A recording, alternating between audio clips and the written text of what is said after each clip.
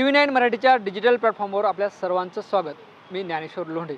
आपण बघतो गेल्या 3 महिन्यापासून भारताच्या समाजकारणात आणि राजकारणात एक चेहरा प्रचंड चर्चेत आलाय, तो म्हणजे कॉकरोच जनता पार्टी आणि अभिजित दिपके।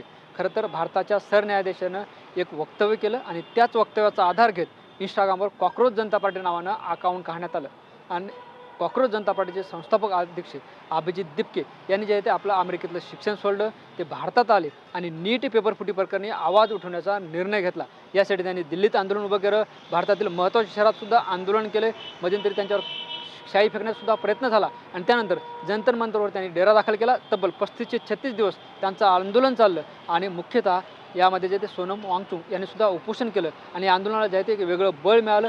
मध्यंतरी या आंदोलनावर लाठीचार्ज झाला आणि विरोधकांनी जे आहे ते हात धागा पकडून संसदेत सुद्धा गदारोळ केला आणि अभिजित दिपकेच्या आंदोलनाला पुन्हा नवं बीळ मिळाले आणि अखेर जे आहे ते सरकारने अभिजित दिपके आणि कॉकरोच जनता पार्टीच्या आंदोलनाची दखल घेतली आणि थेट केंद्रीय शिक्षण मंत्री धर्मेंद्र प्रधान यांचा राजीनामा घेतला। खरं तर भाजपाचं सत्ता स्थापन झाल्यापासून गेल्या 12 वर्षात पहिल्यांदाच जे आहे ते केंद्रीय मंत्रिमंडळातील मंत्र्याचा राजीनामा झाला आणि हे आंदोलनाचं या मोठं यश मानलं जातं। खरं तर नीट पेपर फटी प्रकरणी झालेली लढाई जी आहे ते आता यशस्वी झाली आज सुद्धा मानलं जात आहे। मात्र आता पुढं काय, अभिजित दिपके पुढं काय करणार, ही कॉकरोच जनता पार्टी पुढं नेमकं कुणीकडे जाणार हे सुद्धा आता या अनुषंगानं जाणून घेणं गरजेचं आहे। खरं तर अभिजित दिपकेंनी काही दावे केलेत, काही आरोप केलेत, ते म्हणजे भाजपकडून मला ऑफर आली होती की तुम्ही भाजपत या, मला धमक्यासुद्धा आल्या होत्या, असा सुद्धा दावा अभिजित दिपके यांनी स्वतः केला आहे। तर दुसरीकडं भाजप आणि शिवसेना राज्यासोबत आहेत, केंद्रासोबत सोबत आहेत, त्याच शिवसेनेचे मंत्री संजय शिरसाट यांनी सुद्धा अभिजित दिपकेंच्या आईवडिलांची भेट घेतली।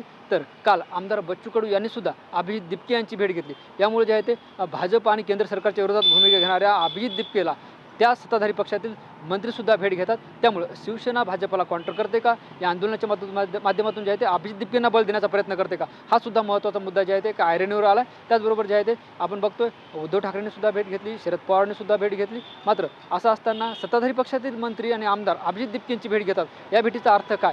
तर या भेटीचा अर्थ एवढाच की भाजपसोबत शिवसेना सत्तेत असली तरी शिवसेना जे आहे ते अभिजित दिपके सोबत जवळीक वाढवण्याचा प्रयत्न करते। आज सुद्धा चर्चा आता रंगताना पाहायला मिळते। तर दुसरीकडे जे आहे ते हे नीट पेपर फुटी प्रकरणी सुरू झालेलं आंदोलन आता एवढंच शिक्षण क्षेत्रापुरतं मर्यादित न राहता अभिजित दिपके यांनी स्वतः घोषित केलं की आम्ही शेतकऱ्यांसाठी लढू, शेतकऱ्यांच्या आंदोलनात सुद्धा आपण सहभाग घेऊ। एकंदरीत जर बघितलं तर 3 महिन्यापूर्वी अभिजित दिपके हा चेहरा कुणालाही माहीत नव्हता, मात्र ज्या पद्धतीनं अभिजित दिपकेंच्या आंदोलनाला यश मिळालं त्यामुळे जे ते अभिजित दिपके यांचं आंदोलन आता देशभर चर्चेलं गेलं आणि अभिजित दिपकेंच्या आंदोलनामुळे केंद्रीय शिक्षण मंत्र्याचा राजीनामा घ्यावा लागला आणि आता आम्ही शेतकऱ्यांसाठी लढू किंवा वेगवेगळ्या प्रश्नासाठी आम्ही आवाज उठू अशी भूमिका अभिजित दिपके यांनी घेतली। मात्र असं असताना जी लाठीचार्ज झाला होता त्याचवेळी जे आहे ते विद्यार्थ्यांनी सुद्धा पोलिसांवर हल्ला केला, त्यांच्या गाड्या फोडल्या, आज सुद्धा आरोप होताना पाहायला मिळतो। तर दुसरीकडे अभिजित दिपके यांनी सरकारला स्पष्ट इशारा दिला जर विद्यार्थ्यावर गुन्हे दाखल करणार असेल तर आम्ही पुन्हा आंदोलन उभं करू। म्हणजे नीट पेपर फुटी प्रकरणाचं आंदोलन अजून संपलं नाही का, आज सुद्धा या निमित्तानं मुद्दा उपस्थित होतो। मात्र आगामी काळात या आंदोलनाच्या यशानंतर अभिजित दिपके काय भूमिका घेतात,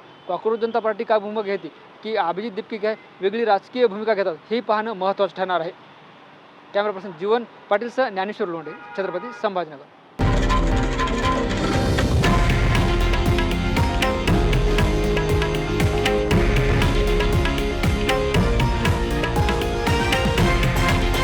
हे आहे देशातील नंबर 1 न्यूज नेटवर्क आणि आपण पाहत आहात TV9 मराठी, एकमेव।